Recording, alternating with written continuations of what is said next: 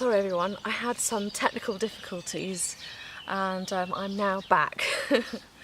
So just to round up, I suppose, I think Mahashivratri is really brilliant for kind of boosting your yoga practice and for kind of re-energising you for the rest of the year until Mahashivratri comes back again.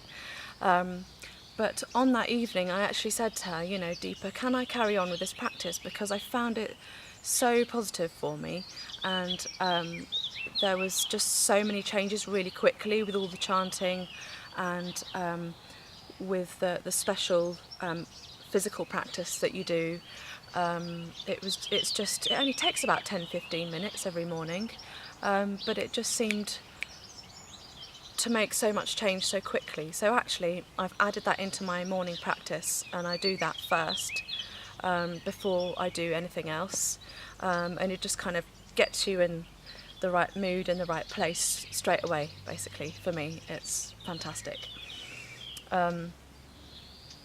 So yeah, I think I can't wait till next year and just to see, you know, from year 1 to year 2 how much change has actually taken place with yoga, and how just every single day doing a little bit and keeping it in your life, and you know, before you eat just taking a moment to think about your food and to stop, and I do a little chant, and it just puts you in the right frame of mind for eating.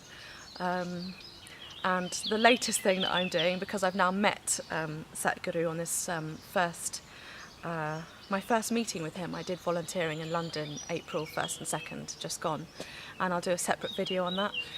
But something I picked up from what he said was trying to go from wakefulness to sleep totally consciously, being consciously aware of falling asleep. And he says that will dramatically reduce your need for sleep. So you can, I think, did he say you could quarter it? Quite a lot. But anyway, last night I went to bed pretty late, got up at 6:40, my Isha alarm went off and I downloaded that app recently, and I was like, yep, let's get going. And Robin was like, it's a bit early, isn't it? But I really wanted to get my full-on, all the practice that I wanted to do before Heidi got up and before the family kind of gets going with their day. It's nicer to kind of not be disturbed, and it was really good. So now I feel energised and ready for the day. But is there anything else to say about Mahashivratri?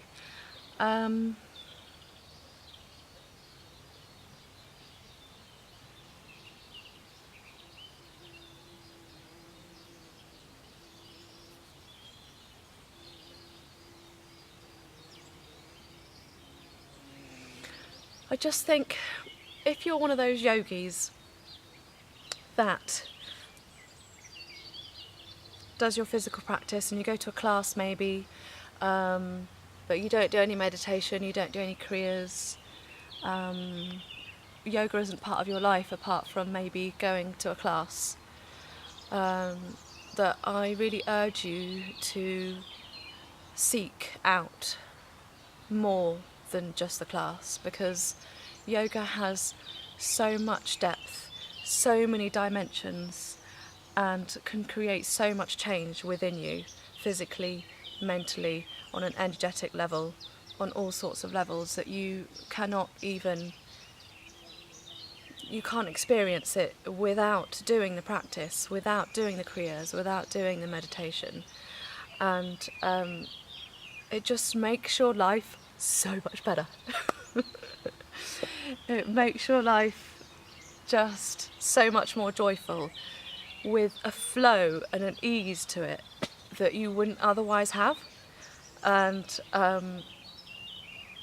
if you feel stuck, if you feel unable to move forward in your life, or if you feel moody or unstable or low and depressed, or even, I don't know, like, I remember I used to have these I kind of used to push the energy out of me, and I'd be kind of intensely alive and energetic, but it was forced and it was too much. And then I'd sink back the other way because I was so exhausted from that much effort that I was putting in. It wasn't natural. But now I've got this natural energy, this natural kind of vibrancy to my life, and it's all because of yoga. And the way I eat, and the way that maybe I don't drink alcohol, I don't smoke anything. You know, I'm careful about what I put in here, and I acknowledge what goes in here, and I'm aware of my physical body on the inside and the outside and how I feel. And all I know is that I feel good, and I want you guys to feel good too. Because yeah, we're basically on the path to dying, so why don't we just live as fully as we can? Because death doesn't happen suddenly. Every single day we're on the path to our final resting place and taking our body back to the earth, and then maybe starting a new cycle, if that's what you believe in. And yeah, make the most of it. Time goes like that. Time. I'm still saying that, and I used to say it at secondary school. Time. That's still important.